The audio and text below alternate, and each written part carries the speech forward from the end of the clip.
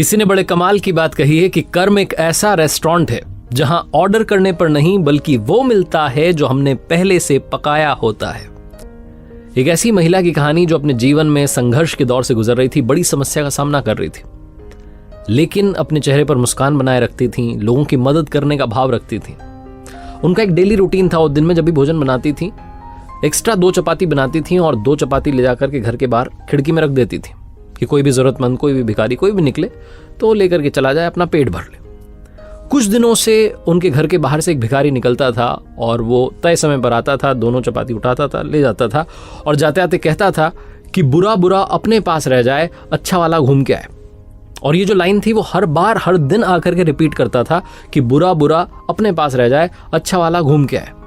और इनको गुस्सा आ रहा होता था कि बुरा बुरा अपने पास क्यों रह जाए, मेरे साथ तो बुरा हुआ है, मैं इतने बड़े संकट का सामना कर रही हूँ। बहुत कुछ इनको चल रहा होता था, इनको चिढ़ होती थी, इनको लगता था कि एक ताना मार रहा है कोई आकर के।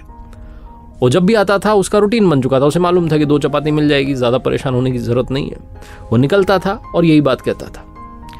एक दिन मैडम का दिमाग इतना ख़राब हो गया, इनको इतना गुस्सा आया, इन्होंने सोचा कि जहरीली दवाई मिला देती हूँ उसकी उन 2 चपाती में, इसका खेल ख़त्म करती हूँ, उसने मुझे परेशान कर दिया है। बहुत क्रोध में थी तो अलग से जो है आटा तैयार किया, आटा गलाया, 2 चपाती उसमें जहरीली दवाई मिला दी, उनको ले जाकर के घर के बाहर खिड़की में रखने वाली थी कि इनकी अंतरात्मा से आवाज़ आई कि तुम ये क्या कर रही हो, तुमने अपने जीवन में सब कुछ अच्छा किया और आज इतना बड़ा पाप करने जा रही हो, ये तुम कैसे कर सकती हो।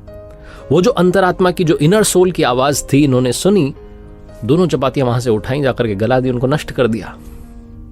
फिर से आटा गलाया, फिर से 2 अच्छी चपाती बनाई और ले जाकर के बाहर खिड़की में रखी। थोड़ी देर के बाद में जो समय पे आता था भिखारी, वो आया, उसने वो चपातियाँ उठाई और वही बोल के गया कि बुरा बुरा अपने पास रह जाए, अच्छा वाला घूम के आए। ये जो महिला थी, इनका बच्चा 2 साल से गायब था, मिल नहीं रहा था। ये हर बार प्रतीक्षा कर रही होती थी कि घर के दरवाजे पर घंटी बजे, डोरबेल बजे और मेरा बच्चा गेट पर खड़ा हो। कमाल ये हुआ कि उस शाम में वो बच्चा घर के दरवाजे पर खड़ा था, उसने डोरबेल बजाई, माँ ने गेट खोला, लड़का सामने खड़ा था।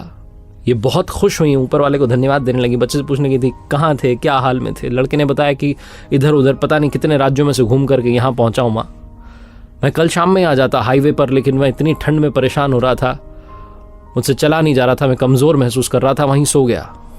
मेरी नींद जब दोपहर में खुली तो मैं बहुत बुरे हाल में था। एक भिखारी वहाँ से निकल रहा था, वो मेरे सामने 2 चपाती और थोड़ी सब्जी उसके पास पता नहीं कहाँ से उसने रख के चला गया।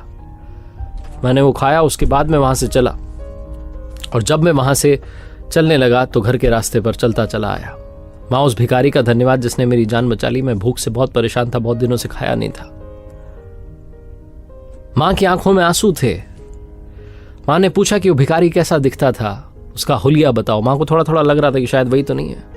उस लड़के ने कहा हुलिया तो वैसा ही था बाकी भिखारियों के जैसा, लेकिन एक बात कह के गया कि बुरा बुरा अपने पास रह जाए, अच्छा वाला घूम के आए।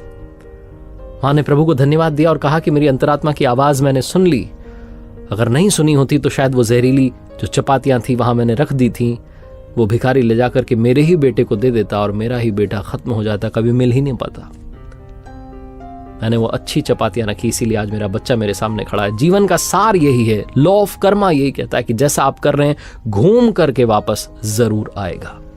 एक बार फिर से वही बात जो अक्सर आपसे कहता हूं, ऊपर वाले के आशीर्वाद, अपनी मेहनत और अपनों के प्यार के साथ कर दिखाओ कुछ ऐसा कि दुनिया करना चाहे आपके जैसा।